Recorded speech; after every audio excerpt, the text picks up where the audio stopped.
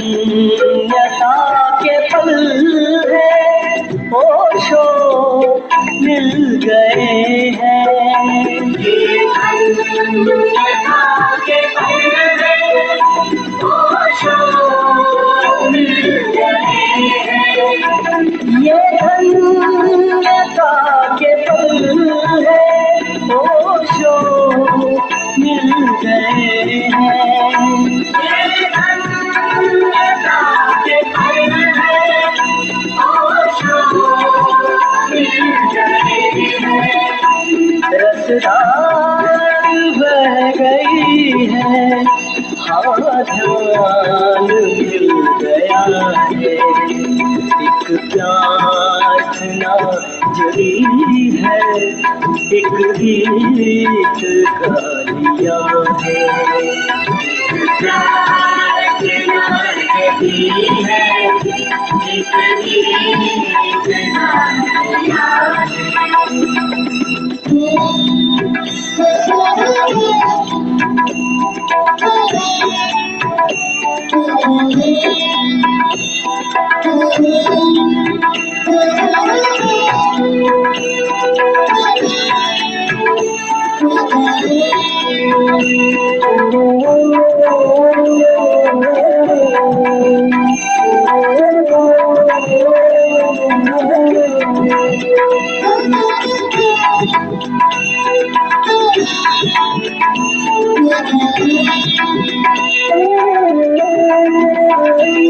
एक नृत्य हो रहा है, संगीत चल रहा है। एक नृत्य हो रहा है, संगीत चल रहा है। एक नृत्य हो रहा है, संगीत चल रहा है। एक नृत्य हो रहा है, संगीत चल रहा है। महफिल सजी हुई है, एक दीप जल रहा है। एक प्रार्थना जड़ी है, एक गीत गा लिया है। एक प्रार्थना जड़ी है, एक गीत गा लिया है।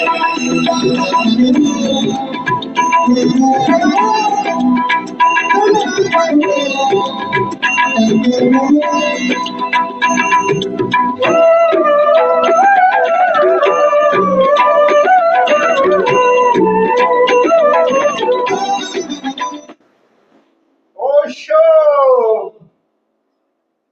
बैठे।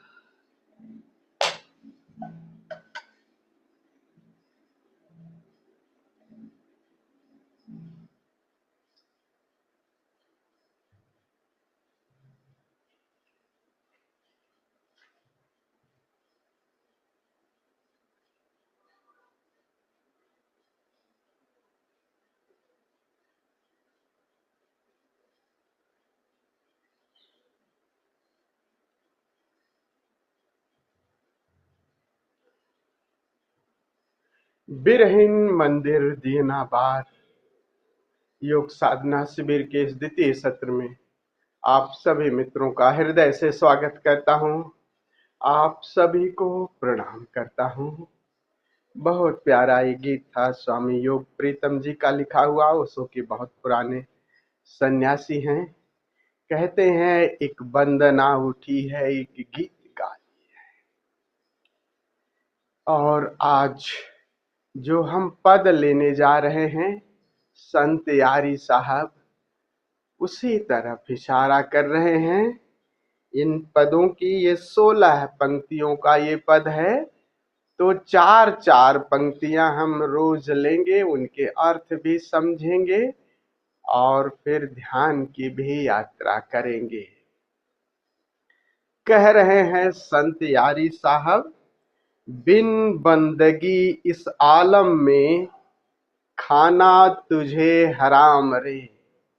बिन बंदगी इस आलम में खाना तुझे हराम रे। संत यारी साहब सभी भक्तों की बिल्कुल आध्यात्मिक यात्रा शिकायत भाव से अहोभाव की यात्रा है। जैसे ही आप आध्यात्म की यात्रा पर चलेंगे तो पहला ही ये आपको आसपास ये देखना है, ये प्रयास करना है कि जो भी है अहोभाव, धन्यता के भाव से जो कुछ मिला है उसके प्रति धन्यता के भाव से भरिए, अहोभाव से भरिए। और ये अहोभाव आपको और संवेदनशील बनाएगा। अशिकायत भाव भरा जीवन हो। क्या क्या मिला है दृष्टि उस पर रखिए, और बहुत कुछ मिला है। उसी को कह रहे हैं संत यारी साहब, बिन बंदगी इस आलम में, इस जगत में, इस संसार में, इस प्रकृति में खाना तुझे हराम रे। खाना देखो कैसे खाते, खाना एक प्रतीक कह रहे हैं कि भोजन तुम ऐसे किए जाओ, गटगट गटगट किए जा रहे हो, पानी पिए जा रहे हो, गटगट गटगट ऐसे पिए जा रहे हो। कह रहे हैं बिन बंदगी, अहोभाव, धन्यता, मैकेनिकली जीवन को यंत्रवत आप न जियो। बिल्कुल कह रहे हैं खाना तुझे हराम। भोजन भी कर रहे हो, परमात्मा भीतर प्रवेश कर रहा है, अन्नम ब्रह्म ऋषि कह रहा है। और क्या करते हो तुम, जल्दी जल्दी हम क्या कहते हैं, जल्दी जल्दी लाओ, काम भी कर रहे हैं, विचार भी आ रहे हैं, बात भी कर रहे हैं, चलो ठीक है, लेकिन भोजन को प्रेम से करो तो। और खाना तो एक प्रतीक है, शब्द है। खाना से मतलब है कि प्रकृति चारों तरफ से आपके भीतर प्रवेश कर रही है, चारों तरफ से। ये हवाएं, ये सूरज, ये धरती, ये चांद सितारे, ये आकाश कितना अहोभाव आनंद भाव से भर रहे हैं। और इस तरफ से तुम दृष्टि फेरे हुए हो। वही कह रहे हैं संत यारी साहब, इस यात्रा पर चल रहे हो तो जरा संवेदनशील बनो, प्रकृति से प्रेम शुरू कर दो, क्योंकि प्रकृति प्रकट रूप है परमात्मा का। इससे प्रेम नहीं कर सके तो क्या मंदिर में उस पत्थर से प्रेम करोगे? जीवंत परमात्मा आपके सामने उपलब्ध है, और हम कमरा और कुंडी बंद करके कमरे में सोए रहते हैं। जब भी अवसर मिले, जब भी अवसर मिले, और प्रकृति की गोद में जाओ, पानी पियो, स्नान कर रहे हो, अहोभाव, धन्यता के भाव से, रोम रोम से परमात्मा प्रवेश कर रहा है। आप एक कास्मिक ऑर्गाज्म चल ही रहा है। परमात्मा सदैव आपको, बिल्कुल आपको भरे हुए है बाहों में। जरा संवेदनशील हो जाओ। तो वही कह रहे हैं संत यारी साहब, भक्त की तरह। संत यारी साहब के वचन भक्त की तरह हैं। कह रहे हैं कि तुम चले हो परमात्मा को पाने, और परमात्मा तुम्हारे घर में ही है। देखा नहीं स्त्रियों को, या जो हम पूजा करते हैं, बच्चा है हंस रहा है, खिलखिला रहा है, और हम वो पत्थर की प्रतिमा को जो है धूप दीप जला रहे हैं, दिए जला रहे हैं। सब ये यंत्रवत चल रहा है, मैकेनिकल चल रहा है। जरा जागो, जीवंत परमात्मा है वो मंदिर में। अगर ये जीवंत परमात्मा से तुम्हारा प्रेम नहीं, तुम्हारा जुड़ाव नहीं हो पाया, तो क्या तुम उस जो मंदिर में जो प्रतिमा है, पत्थर की प्रतिमा, वो तो बहुत दूर की बात है। अभी परमात्मा आपकी पत्नी के रूप में, आपके बच्चे के रूप में, आपकी प्रेमिका के रूप में, आपके पिता के रूप में, आपके बेटे के रूप में आपके आसपास इर्द गिर्द है परिवार में। और फिर घर से बाहर चांद हैं, सितारे हैं, फूल हैं, धरती है, ये सब हैं, ये सब बिल्कुल करीब हैं, आपको प्राणों में सीधे उतार सकेंगे। अगर इनके प्रति यहो भाव धन्यता के भाव से नहीं भर सके तो वो मंदिर की घंटी टुनटुना करके, रोज मंत्र जाप करके, पूजा करके बस करते रहो यंत्रवत। यंत्रवत जीना छोड़ दो। और ये हमें सिखा दिया है यंत्रवत।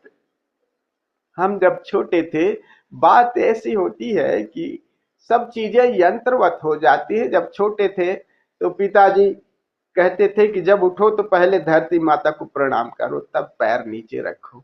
बात कैसे कैसे अब वो मैकेनिकल, हम भी सीख गए थे तो वो एक मैकेनिकल हो गई थे, धरती माता को पहले प्रणाम करो और सीख। और ये मैकेनिकल, उसमें कोई प्राण नहीं थे। बात प्राण की है। अपने प्राणों को, अपने भावों को कम से कम समाहित करो। और ये बार बार विस्मृत हो जाएगा, मैकेनिकल हो जाओगे। गहराई, आपको इस आध्यात्म की गहराई में आपको और संवेदनशील हो जाओ। मैकेनिकल नहीं होना है कि रोज हमने माला पहन ली ये करके कि भाई अभी ध्यान भी करना है, अभी हमें पूजा भी करना है जब कहे तो वो मैकेनिकल बात हो गई। अरे जल्दी जल्दी माला पहनो, जल्दी, अरे प्रेम से माला पहनो, कपड़े अरे संवेदनशील हो कि चल रहे हैं उस परमात्मा से मिलने के लिए, वो सारी तैयारी। और इसको, देह को थोड़ा सा प्रेम करो, हम एक्सरसाइज करते हैं, सब मैकेनिकल। ये मैकेनिकल जो शब्द है, ये इसे तोड़ दीजिए और जगत में सारा कुछ, सारी सिखावन। तथा कथित गुरु कितना, मैं कल एक वो जो एक आजकल कथाकार है देवकी नंदन, आप लोगों ने सुना होगा, देवकी नंदन है। देवकी नंदन एक कथा है, कथाकार है वो। कथाकार देवकी नंदन, बड़ी भीड़ उनकी उठती है। तो उससे किसी ने उस भीड़ में प्रश्न पूछा कि अगर कोई मृत्यु की तरफ अग्रसर है, तो मृत्यु की तरफ अग्रसर है तो उसको क्या उपाय करना चाहिए। कहें आइए आपको उपाय बताता हूं। गधे को एक कौड़ी का पता नहीं और उपाय बता रहे। कह रहे हैं पहले क्या करिए, जब मर रहा है व्यक्ति, अंतिम समय में उसको खाट पर से नीचे बिछा उतार दीजिए, कुसा पर हो सके उतार दीजिए। अब देखो ये सब पोंगा पंडित, शास्त्रों में लिखा है।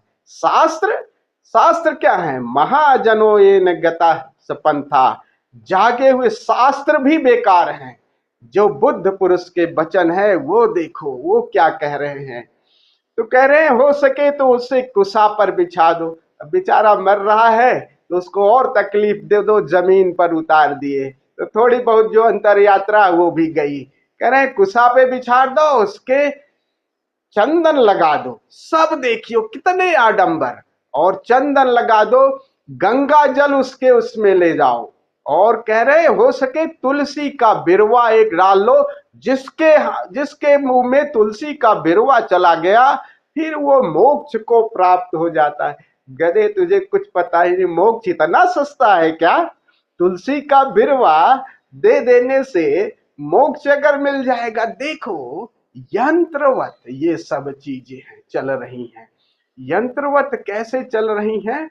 और जागरण क्या है, अहोभाव क्या है, धन्यता क्या है, संवेदनशीलता। और ऐसे ऐसे लोग, ऐसे ऐसे गुरु घंटाल बने हैं, और ऐसे ऐसे गुरु आपको कहाँ ले जा करके ले जाएंगे ऐसी कथा में। और कितनी भीड़ होती है, कितनी भीड़।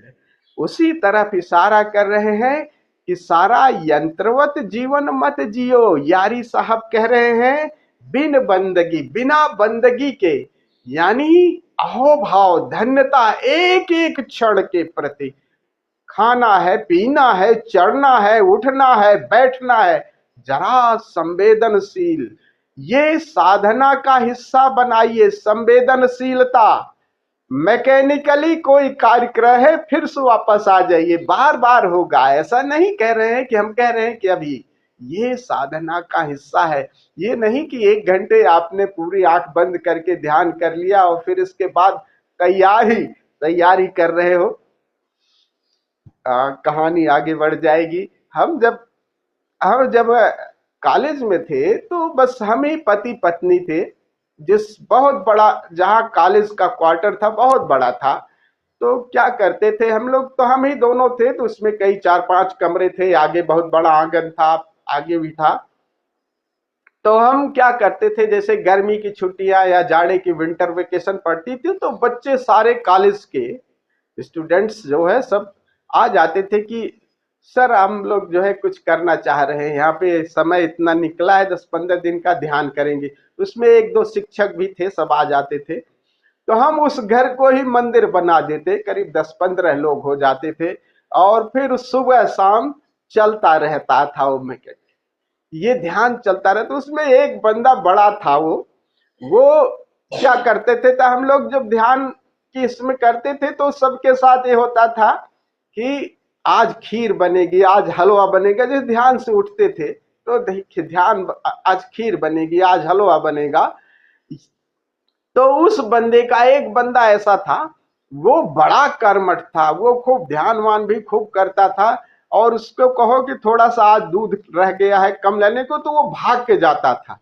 लेकिन अक्सर जब मैं ध्यान के अंतिम चरण में, वो और सारी विधियां भी पूरी ढंग से करता था, पूरी विधियां खूब ढंग से करता था, और ध्यान के अंतिम चरण जो ध्यान का हिस्सा है, जब उसको लिटा देते थे कि अब स्थिर हो जाए, तो स्थिर नहीं होता था। वो थोड़ा पैर उठा के फिर आंख उठा के इधर देख लेता, वो बगल बैठ, तो वो ऐसे ही करता था। यानी उस बंदे को, मैंने देखा उस बंदे को ध्यान में कोई रुचि नहीं थी, बस वो भीड़ आती थी और क्रिया में रुचि थी, दिखा देना चाहता था। ये क्या होता है, ये दिखा देने का भाव होता है। और मजे की बात थी, वो खूब, और बाकी जैसे डायनामिक करते थे खूब करता था। और जिस दिन अगर कम लोग आते थे तब उसका कार्य जो है वो, मतलब वो उतने जोर शोर से नहीं करा था, यानी लोगों को दिखा के देना चाहता था। ये भी है, ये देखो, हम ध्यान भी कर रहे हैं, हम माला भी पहन रहे हैं, हम कपड़े भी पहन रहे हैं, तो दिखा देना चाह रहे हैं लोगों। सावधान इन सब चीजों को। सूफी जो लोग हैं वो कहते हैं कि तुम ध्यान भी करो तो तुम्हारी पत्नी तुम्हारे पास सोए हुए बच्चे को भी पता न लगे कि तुम ध्यानी हो, रात में उठ के कर लो। ये दिखाने की बात नहीं है, दिखा करके फिर वही यंत्रवत फिर अपने अहंकार को मजबूत कर रहे हो, तुम दिखा देना चाह रहे हो। और यही कह रहे हैं कि ये बाहर का एक ढोंग आडंबर, ये मूर्ति पूजा किसी काम की नहीं है। मैकेनिकली दिखाने का भाव ये आपको बाहर ही तरफ ले जाएगा। और जब बंदगी कर रहे हो, झुक रहे हो, अहोभाव कर रहे हो, धन्यता के भाव से भर रहे हो, तो भरो पूरा, प्राणों को शामिल करो। मैकेनिकली नहीं कि रोज प्रणाम कर रहे हैं, रोज नमस्कार दुआ सलाम कर रहे हैं, और ये सब बस चल रहा है मूर्छा में।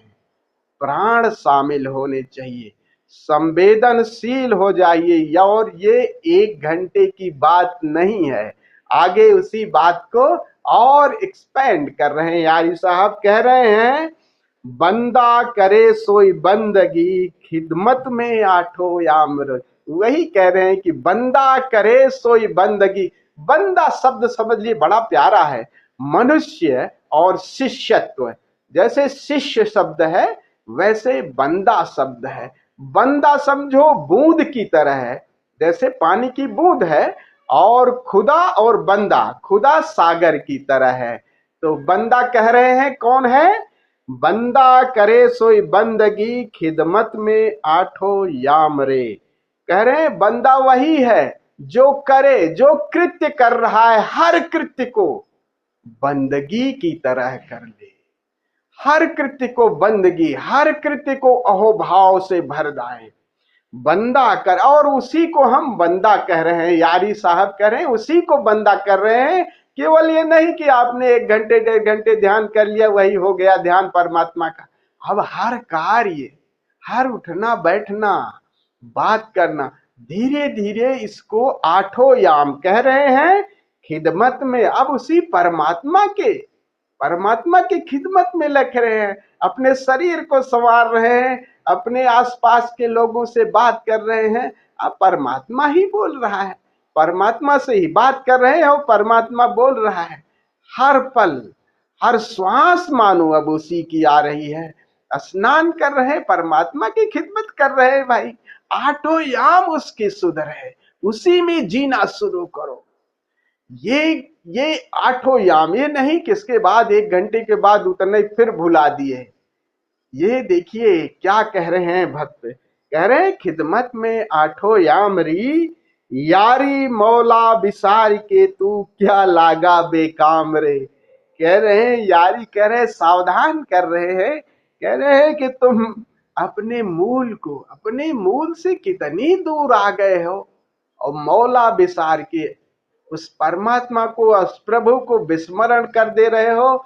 और कितनी दूर, क्या क्या किस किस चीजों में लगे हो, किस किस चीजों में लगे हो कि हमारा इतना पसारा हो जाए, धन का पसारा हो जाए, वैभव का पसारा, पद हो जाए, अच्छी गाड़ी मिल जाए, ये सब कह रहे हैं क्या लागा बेकामे। बेकाम की चाजें कुछ भी काम नहीं आएंगी। और इसका मतलब नहीं, यार ये भी कह रहे हैं कि जो आवश्यक हो बस उतना ही करो, समय बहुत कम है। सावधान भी आगे कर रहे हैं कि जितना आवश्यक हो उतना करो।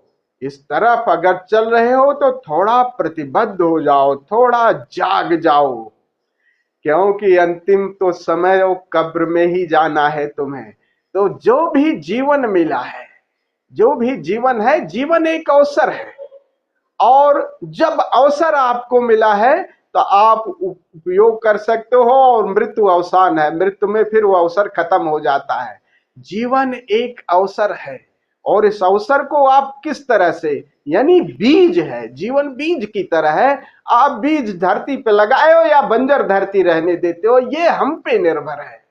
बंजर ही मर जाओ, धरती पे बीज ही ना बो, फूल ही ना उगे, तो कह रहे हैं यही एक अवसर मिला है तुम्हें।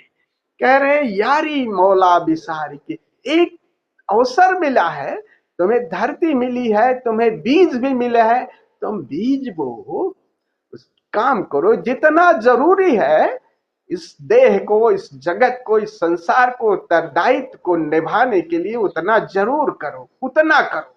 बाकी ऊर्जा को संभाल करके इसमें लगाओ, अपने सुवरन में, ध्यान में लगाओ। यारी मौला बिसारी के तू क्या लागा बेकाम। ये सब बेकाम के काम है, काम नहीं आएंगे, खूब समझ लो, बिल्कुल नहीं। अंतिम समय में जब मौत आएगी तब वही कह रहे हैं, मौत आएगी तब ये अवसर गए।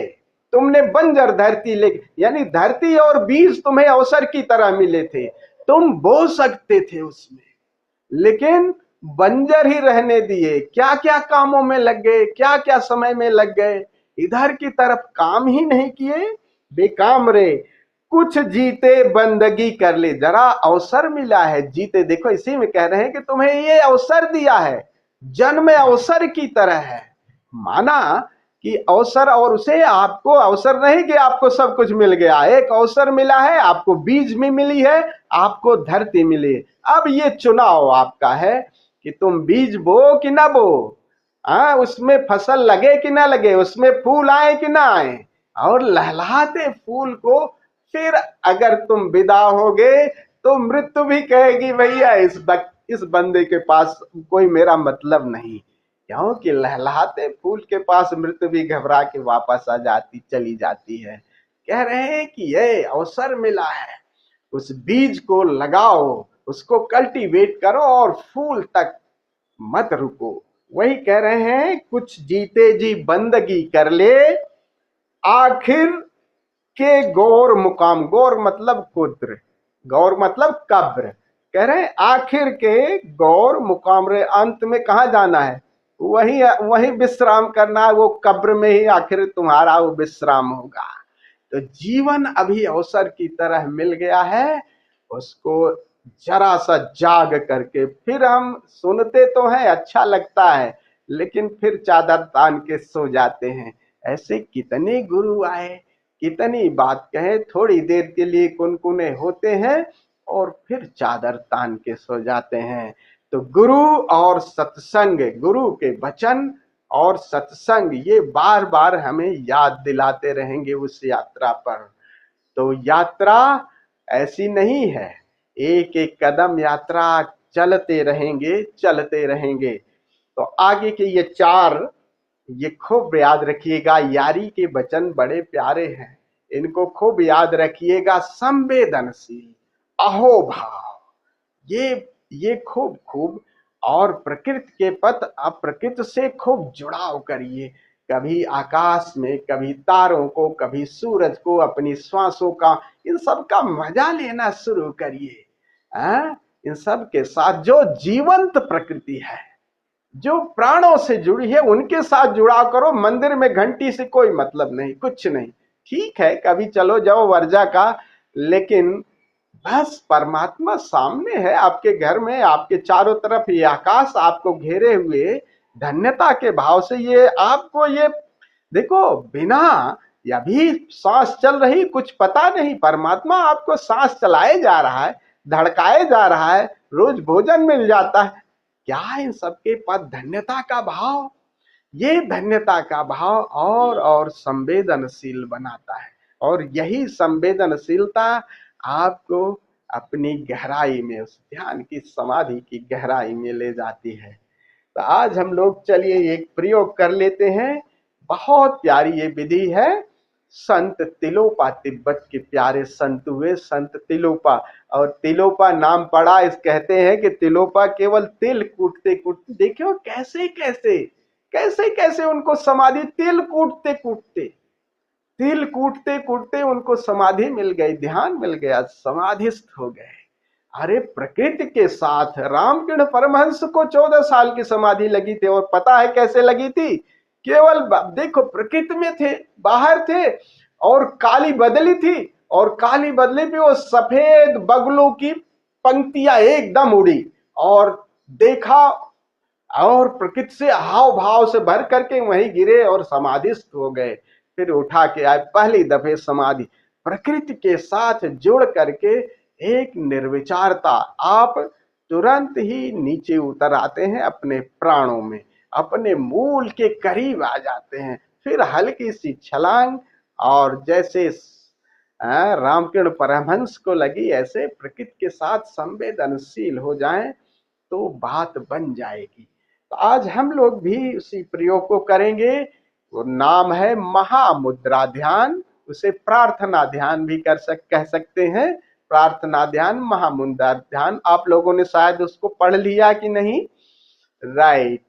तो 2 चरणों में है, 2 ही चरणों में है। प्रथम चरण, आपको खड़े हो जाना। देखो सारा क्या है, सारा यही तो है कि परमात्मा देखो सदैव बाहर भीतर से सदैव आपको हर क्षण प्रवेश भी कर रहा है, और आप भी, ये जो कास्मिक ऑर्गाज्म है, इसको फील कर लें तो बिल्कुल ही बात बन जाती है। इसलिए हमें जस्ट लाइक हॉलो बैम्बू हो जाना है, अपनी तरफ से प्रतिरोध छोड़ देना है, समर्पण।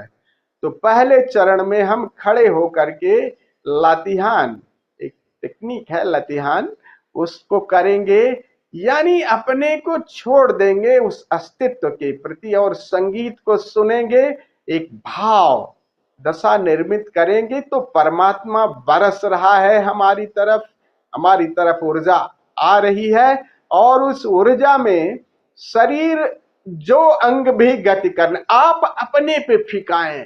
Watch your body, watch your inner conscious, अपने अंतर संवेदना को देखें, शरीर को देखें।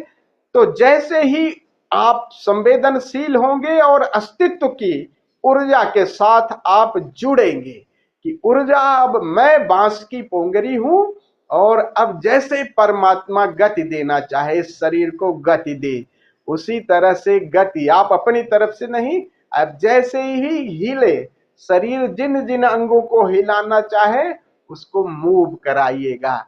कपना चाहे कपे, ट्विस्ट करना चाहे शरीर ट्विस्ट करे, शरीर को ट्विस्ट करें। करीब 15 मिनट का ये चरण है ताकि आप एक खाली वेसल्स हो जाए। परमात्मा मानो आप में भर रहा है, बिल्कुल भर रहा है।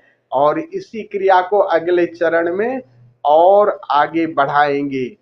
प्रार्थना ध्यान, बैठ करके जो लोग वज्रासन में बैठ सकते हैं वज्रासन में, या जैसी भी मुद्रा, जो बैठ नहीं सकते उस सुखासन में बैठ जाएं, या जो नहीं बैठ सकते कुर्सी पे बैठ जाएं।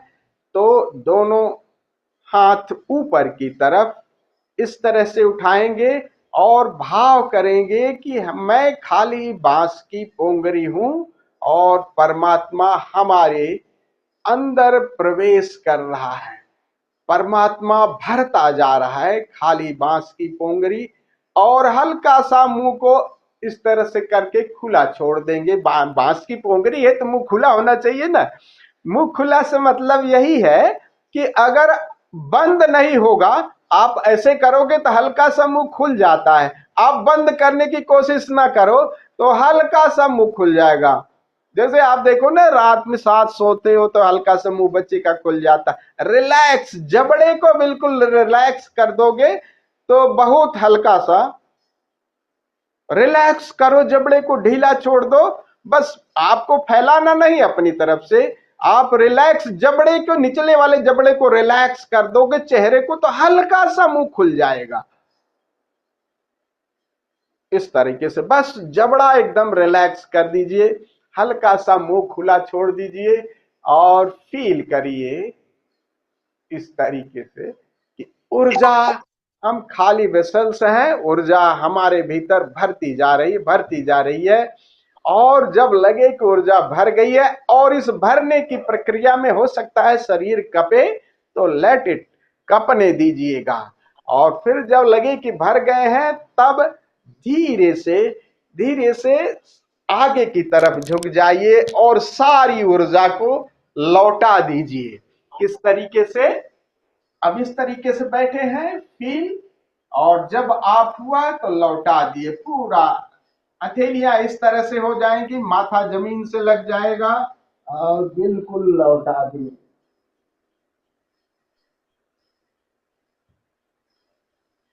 जब माथा जमीन से लगा है, हाथ नीचे है, ऐसे जैसे कि आपने जो भी परमात्मा से लिया वो धरती को दे दिए। बांस की पोंगरी है, परमात्मा से लिए और लौटा दिए। गिव एंड टेक, आप खाली वेसल्स हैं, जो परमात्मा दे रहा है उस धरती को दे रहे हैं। देना, गिव एंड टेक, आप खाली बांस की पोंगरी है। तो जब लगे कि हम सब कुछ ऊर्जा धरती माँ को उड़ेल दिए, ऐसा लगे, तब फिर पूरा उड़ेल दिए, फिर खाली हो गए तो फिर ऊपर आ जाइए, फिर उसी तरह रिपीट करिए। दोनों हाथ हथेलियां ऊपर, आकाशोन्मुख, चेहरा ऊपर, हल्का सा मुंह खुला हुआ। ऐसा आपको 7 बार करना है। तो लगभग 1-1.5 मिनट का समय, 7 से कम नहीं करना है। इसमें सावधानी है कि 7 चक्रा होते हैं, तो 7 चक्रा से कम अगर आप करेंगे तो आप पूरे दिन भर ऐसे रहेंगे, आप उन्हीं दे, तो ऊर्जा पूरी रिक्त हो जाए, आप खाली वेसल्स हो जाए। इसमें 7 बार आपको करना ही है, इससे कम नहीं करना। ये सावधानी है, इस ध्यान के साथ 7 से कम नहीं, ज्यादा कर सकते हैं। खास करके ये विधि रात को है। लेकिन दूसरे सावधानी यह है कि इस विधि को करने के बाद एटलीस्ट 30 मिनट्स आप relax, be aware but relax, शिथिल स्थिति में, ध्यान स्थिति में जागे हुए अपने में रमे। तो ध्यान का चरण है। तो चूंकि ये रात की है तो रात को लोग आराम से सो ही जाते हैं, हम लोग ध्यान कर रहे हैं तो ध्यान में हम लोग ध्यान में जाएंगे ही है। तो जो अगर ये लग रहा है कि वो चाहे इसे ना करे, कि हमें तुरंत उठ के जाना है, तो छोड़ स्किप करे वो, कि मतलब जैसे इस विधि को किया फिर उठ के मत चले जाना। इस विधि के साथ कम से कम 30 मिनट आप रिलैक्स लेटे रहिएगा जरूर। ये इस 2 चीजें खास करके ध्यान रखनी है, 7 से कम नहीं करना है, और इसके बाद ध्यान समाप्त होने के बाद आपको 30 मिनट लेटना है। नहीं तो अगर तुरंत उठ के चले जाएंगे तो ऊर्जा वो अपना काम नहीं करेगी, पूरे दिन भर आप चिड़चिड़े या ऐसे औंसाए रहेंगे। तो ये कार्य करना है। बात आप लोगों को समझ में आ गई है? ये ध्यान इस तरीके से, तो शुरुआत प्रथम चरण से शुरू करते हैं। खड़े हो जाएं और अपने शरीर पर पूरा ध्यान, अपने शरीर पर लेट गो की स्थिति, आप मानो परमात्मा आपकी तरफ बरस रहा है और शरीर का रोआ रोआ गति करने दे। लातिहान का चरण प्रथम है, तो शुरू करते हैं, फिर बैठ करके हम प्रयोग करेंगे।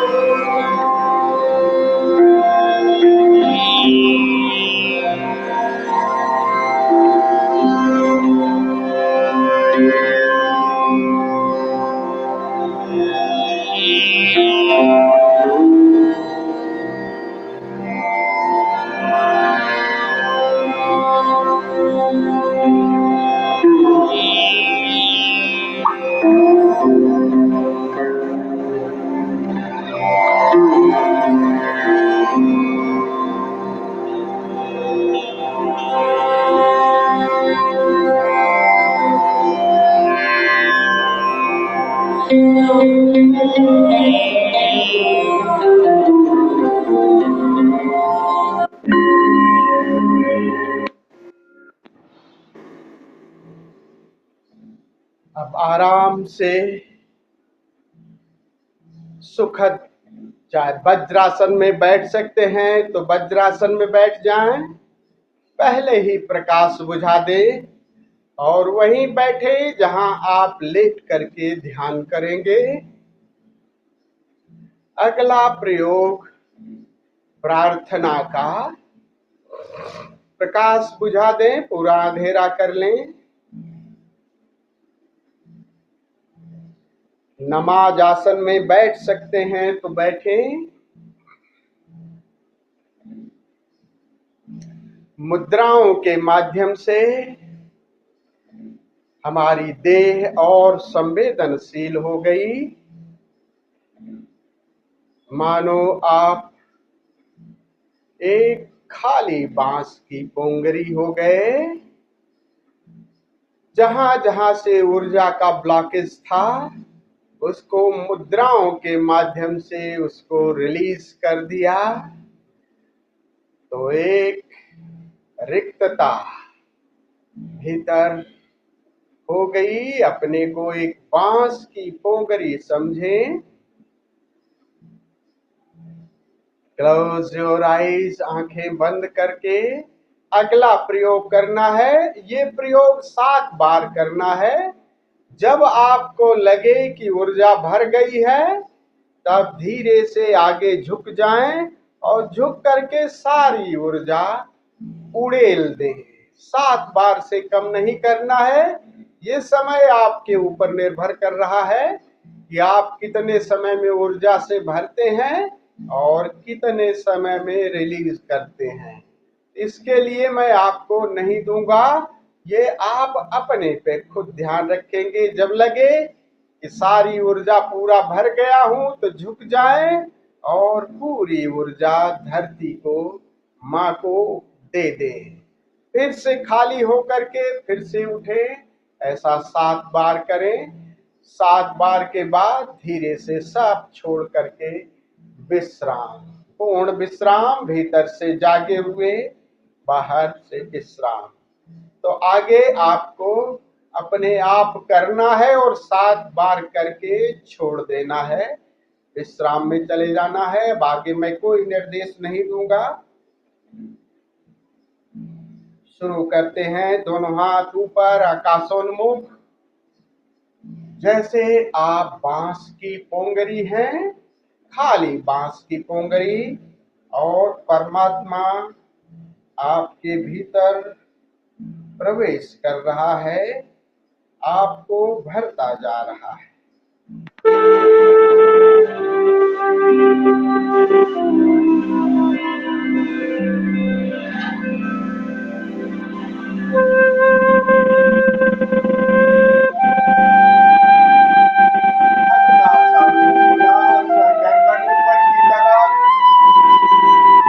परमात्मा को, ऊर्जा को आप ग्रहण कर रहे हैं।